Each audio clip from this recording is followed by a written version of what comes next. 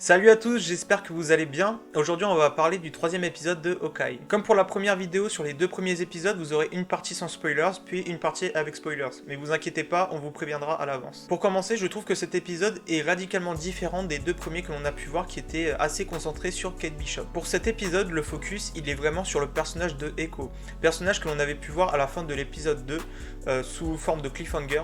Et cette fois-ci, l'épisode 3 commence dès le début par une séquence où on peut voir Echo enfant, donc Maya sous son identité civile.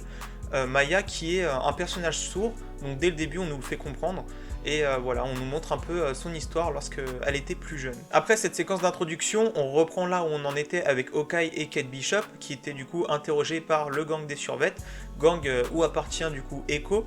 Puis ensuite, on a un épisode qui s'enchaîne avec beaucoup de scènes d'action. Donc là, pour le coup, cet épisode, contrairement aux deux premiers, il est vraiment focus sur l'action. Donc Hawkeye et Kate Bishop qui essayent de s'enfuir.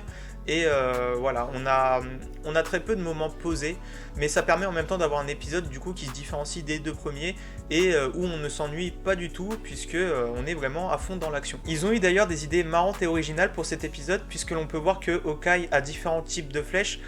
C'est chose qui n'était pas vraiment montrée avant puisque Hawkeye avait souvent des flèches basiques ou explosifs, mais cette fois ils en jouent et ils nous montrent vraiment différents types de flèches, donc c'est plutôt marrant puisque Clint a des flèches Wingum, des flèches ventouses ou encore des flèches USB, donc c'est plutôt marrant. Et un autre type de flèche vraiment cool, mais on vous laisse la surprise pour l'épisode. On peut aussi retrouver des easter eggs, dont un easter egg qui est très explicite lors d'une discussion entre Hawkeye et Kate Bishop.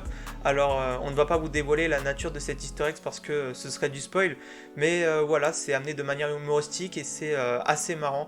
D'ailleurs, pour certains, ça pourrait vous faire penser à un easter egg qui se trouve dans les films X-Men et qui est amené de la même façon. Mais cette fois du coup avec Clint Barton, donc on se doute pas que ça fera plaisir aux fans de Marvel. La complicité entre Clint et Kate est d'ailleurs un peu plus développée dans cet épisode, puisque l'on peut voir dans un moment émotionnel que Clint se sent encore mal par rapport à sa famille pour les fêtes de Noël, donc comme dans les épisodes précédents, il aimerait les rejoindre mais il ne peut pas.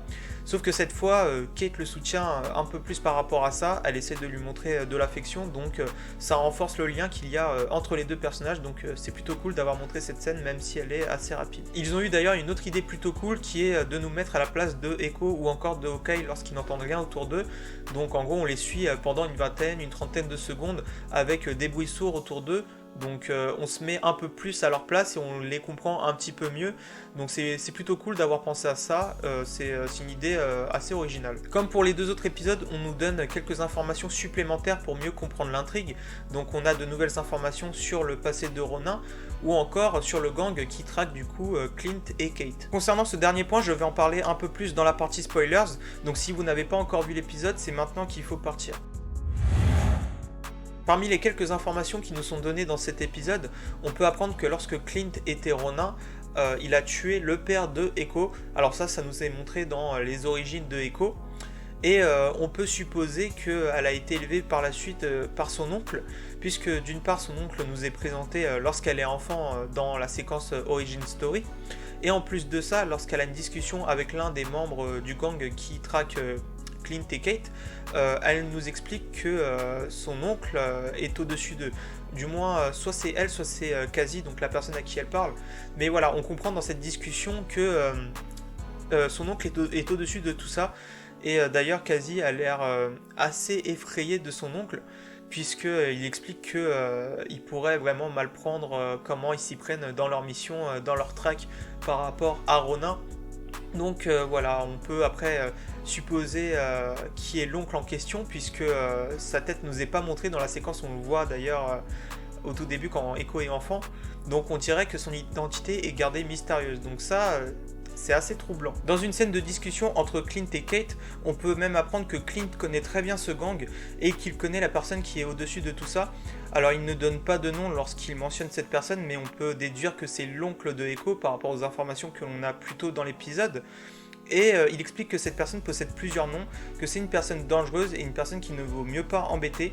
Il précise même que lorsqu'il était Echo, il a été un frein pour cette personne-là, donc on peut supposer que l'oncle de Echo en veut aussi énormément à Ronin. Si vous avez regardé notre vidéo sur les 2 premiers épisodes de Hawkeye, vous vous souvenez peut-être de ce moment où je vous avais parlé du personnage d'Echo dans les comics et de son lien avec Wilson Fisk. Si vous avez oublié, je vous invite à aller revoir cette vidéo, plus précisément la fin où je vous parle du personnage de Echo. Si on essaye du coup de se baser sur les origines du personnage d'Echo dans les comics, on peut supposer que dans la série, l'oncle de Echo serait potentiellement Wilson Fisk, puisqu'il serait du coup dans cette version la personne qui a élevé Echo après la mort de son père. En plus, dans les quelques informations que l'on a sur lui, sur l'oncle en question du coup, on apprend que c'est une personne puissante, que c'est une personne dangereuse, donc ça colle totalement au personnage de Wilson Fisk.